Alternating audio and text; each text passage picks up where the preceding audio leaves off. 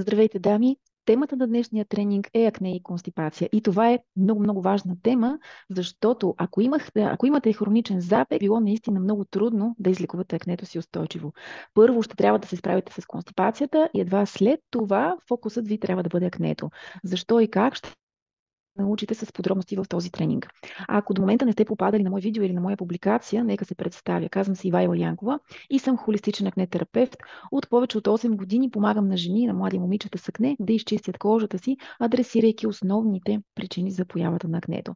Но преди да започнем, нека да ви кажа, че всички материали в този тренинг са предоставени единствено за ваша информация и не са с цел да бъдат тълкувани като медицински съвет. Никакви действия или бездействия не трябва да бъдат предприемани на базата на тази информация, преди да сте се консултирали с вашият лекуващ лекар или здравен специалист. Информацията и мненията, дадени в този тренинг, се считат за точни въз основа на най-добрата преценка, с която разполага автора.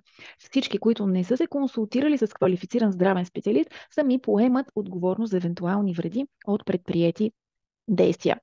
И сега нека минем направо към темата. Както казах преди малко, не можете да лекувате акнето си, ако не ходите редовно до тоалетната и имате хроничен запек. Какво всъщност е запекът или, иначе казано, констипация? Когато има по-малко от едно изхождане на ден. Това е честа дисфункция при пациенти с акне, по-честа сравнено с хора без акне. Ежедневната дефекация е от ключово значение, защото чрез нея тялото се освобождава от всички метаболитни отпадъци, токсини и хормони, не се допуска рециркулацията им в тялото и по-специално на естрогените. Имайки всеки ден качествено изхождане, не се натрупва втвърдена фекална маса в дебелото черво, което също води след себе си неприятни последици. Редовната дефекация е изключително важна при всички хора и особено при предразположеност към акне, защото ако има запек, това моментално увеличава токсичния товар. И ако тази токсичност не се изведе ефективно от тялото, през червата, през бъбреци, с помощта на черния дроб, тялото намира алтернативни пътища за елиминация и токсините биват дренирани с кожата. Все пак тя е един от най-големите ни органи. Тогава започва да се наблюдават различни кожни състояния, като екземи, може псориазис и естествено пъпки и акне. Какви са причините за констипацията? Дисбалансиран микробиом, който може да доведе до висока продукция на метан или водород в червата. Много често хроничният, дългогодишен, трудно преодолим запек показва точно това – дълбока дисбактериоза. И какво се случва при повишено производство на газове в червата ни? Забавя се перисталтиката и чревното държимо не може да бъде евакуирано през дебелото черво. И тогава възниква и констипацията.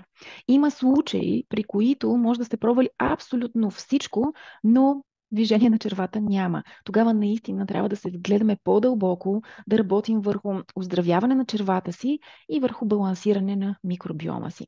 Какви други причини има? Неоптимални дренаж и детоксикация, като по-специално имам в предвид производство на жлъчен сок. Ако не произвеждате достатъчно жлъчен сок, а това може да се случи при слаба храносмилателна функция, например, за което си има и причини, това ще забави перисталтиката и ще доведе до запек. Също, диета бедна на фибри. И това е първото нещо, което трябва да коригирате, ако имате запек. Трябва да сте сигурни, че консумирате достатъчно фибри. А какво всъщност са фибрите? Наричат се също влакнини и те са баластни вещества, които се съдържат предимно в растителните храни. Те не се смилат напълно, не се усвояват от тялото, остават в гастроинтестиналния тракт. Спомагат извеждането на токсините и са много важни за нормалната перисталтика на червата. Тоест фибрите стимулират движението на червата. Други причини за констипация са консумацията на преработени храни и рафинирани въглехидрати, в които обикновено няма достатъчно фибри. Дехидратацията, липса на достатъчно вода в тялото, което означава, че и дебелото черво ще страда от дехидратация и тогава не можем да имаме нормално движение на червата. Стрес. Под стрес ли сме, определени хормони въздействат върху мотилитета на червата. Много хора при пътуване, например, или при смяна на обстановката, първите 1-2 дни нямат нормално изхождане и често причината е напрежението, стресът, който изпитват. Също обездвижване. Не можем да очакваме, че ако цял ден сме в една и съща позиция на тялото и липсва достатъчно движение, червата ни ще се движат така просто от само себе си. Дефицит на магнезий, лекарства, хормонален дисбаланс са все причини.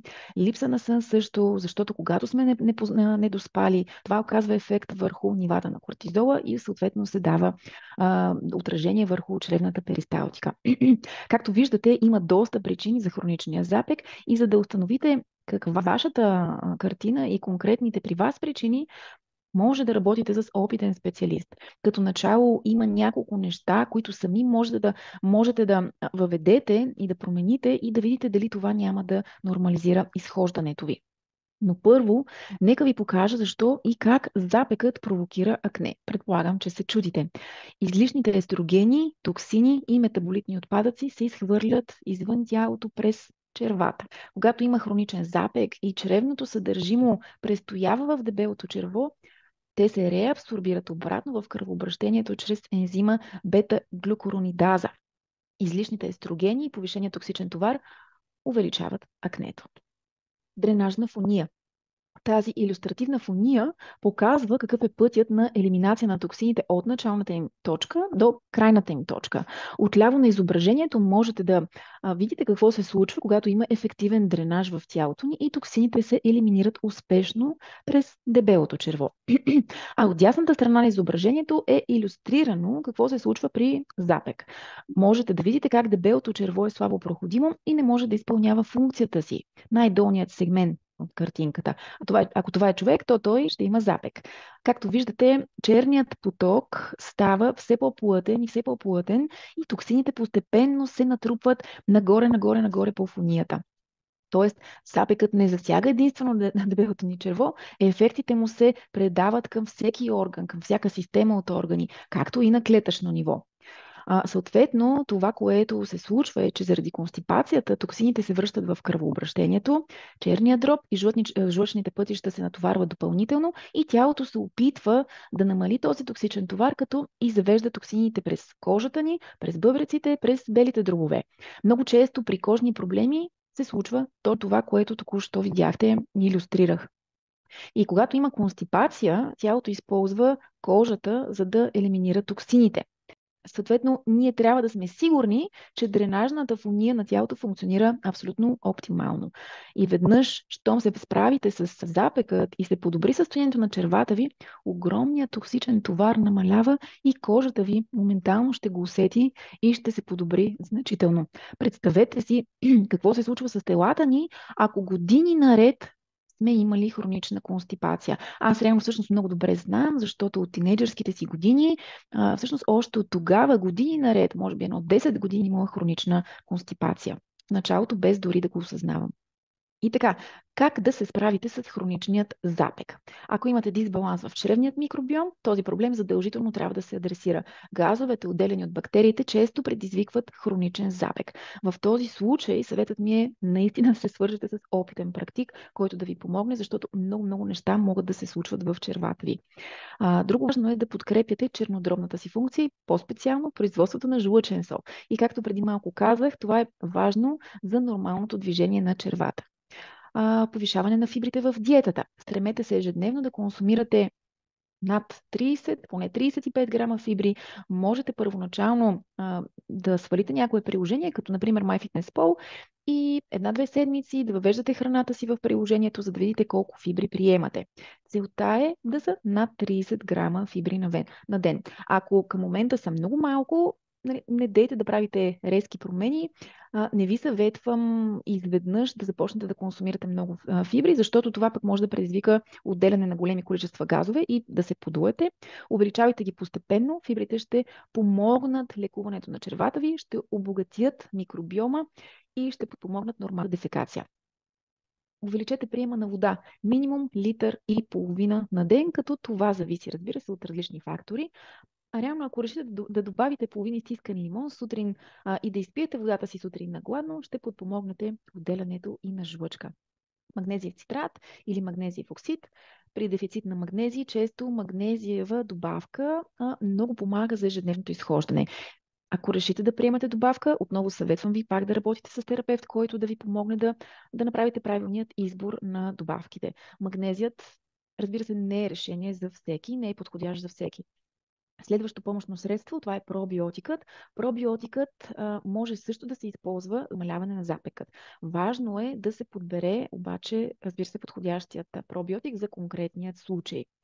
Адресиране на хранителни непоносимости. Тази тема с клиентите ми я засягаме сериозно в модула, в който споделям антиакне диетата, а този модул е част от холистичната антиакне програма. Самата диета трябва да бъде индивидуализирана, но има базови принципи, повечето от които са валидни за всички ни. Благодарение на тази базова диета може да се понижи възпалението в червата, което е ключово за лечението на акне, но всъщност и да се помогне на тялото да функционира по-добре като цяло. Стотици участници в програмите ми преминават точно през това. Нерядко има и случаи, при които само промяна в диетата не може да реши проблема с запека.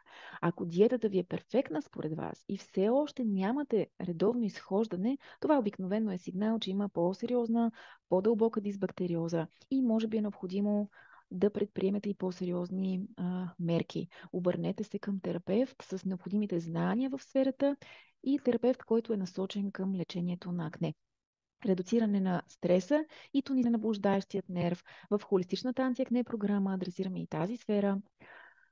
Нерядко стресът идва от нашите вярвания, от нашите убеждения, които сме формирали още в ранните години на живота си, в детството ни. И искаме или не, за да повишим качеството си на живот, трябва да променим тези дълбоки негативни убеждения. И успеем ли да го направим, тогава всъщност се случва и чудото. Следващата стъпка – билки с лаксативен ефект. Ако реално в практиката си имам случай с сериозна констипация, е възможно да дам нещо, което разхлабва и то обаче само докато трае фазата на лекуване на червата. Лаксативните средства никога не трябва да се възприемат като дългосрочно решение. Виждала съм го десетки пъти. Те всъщност не трябва да се използват прекалено дълго. Същото се отнася и за магнезият. Това са помощни средства, които обаче не могат да адресират основният проблем. Ако се справите с дълбокия дисбаланс, реално няма да имате нужда от подобни патерици. Добре, какви да са следващите ви стъпки? Ако страдате от хронична констипация, на първо място започнете да се движите повече, да приемате повече течности и нека храната ви да е много богата на фибри. Това е от основно значение и за много хора може да бъде достатъчно и изхождането да се нормализира. Ако това обаче не помогне, бих ви посъветвала да се обърнете към опитен терапевт, с който да откриете конкретните проблеми. Можете да започнете да взимате 300 мг магнезия в цитрат преди сън, защото всъщност е важно, възможно най-скоро дебелото черво да започне да изпълнява функцията си, да имате все пак някакво изхождане, но както преди малко споделих, магнезият не решава проблемът ви. Всеки от нас трябва да има ежедневна дефекация, без да използва помощни средства. Дори магнезият да ви помогне, той не решава генерално проблемите ви. Търсете причините тази констипация. Насочете се към метод, който да адресира правилно дисфункцията. Това ще ви даде възможност да подобрите чревното си здраве, ще ви даде възможност да преодолеете хроничния запек и, разбира се, да изчистите кожата си от акне. Има огромна връзка между влошеното чревно здраве и кожата, т.е. и акнето. И тази връзка са микроорганизмите, които обитават нашият микробиом. Микроорганизмите обитават много части на тялото, в това число и червата и кожата. И възпалението в гастроинтестиналния тракт неминуемо дава отражение на кожата. Как се отрази? Като патогенните микроорганизми предизвикват системен възпалителен отговор и освобождаване на провъзпалителни цитокини. Така се създава и възпаление в кожата. И понеже връзката между червата и кожата наистина е огромна, вие точно там трябва да се фокусирате върху чревното си здраве. Особено ако акнето ви е много упорито, често кистозно и въпреки, че сте пробвали много начини да го излекувате, то изглежда абсолютно нелечимо. Добре, ако имате нужда от подкрепа относно констипацията и лечението на акне, аз съм тук за вас, може да се обърнете към мен. Можете първо да посетите блога ми и да прочетете допълнително повече информация относно холистичният подход към акнето. След това може да си запазите час за безплатна среща с мен. Линк ще оставя в текста след тренинга. Целта на тази среща е да разбера повече за вашия проблем, от какво се нуждаете и дали холистичната антиакне програма съответства на вашите нужди. Така че може да попълните формата и на срещата ще обсъдим подробно ситуацията ви. Акнето е комплексно състояние и факторите, които участват за формирането му, са наистина много. И всъщност не е нужно сами да се мъчите, сами да преминавате през целият този процес, който нерядко се оказва и доста сложен. От над 8 години помагам на хора с акне и това е може би нещото, което правя и най-добре. И от много от хората в програмите ми съм чувала, че са определяли целият процес като живото променящ. И ще се радвам да бъда част от вашата голяма промяна. Така че ако това всъщност е вашето усещане, просто не го отлагайте, се свържете с мен, като попълните формата от линка. Пожелавам ви прекрасен ден и до скоро!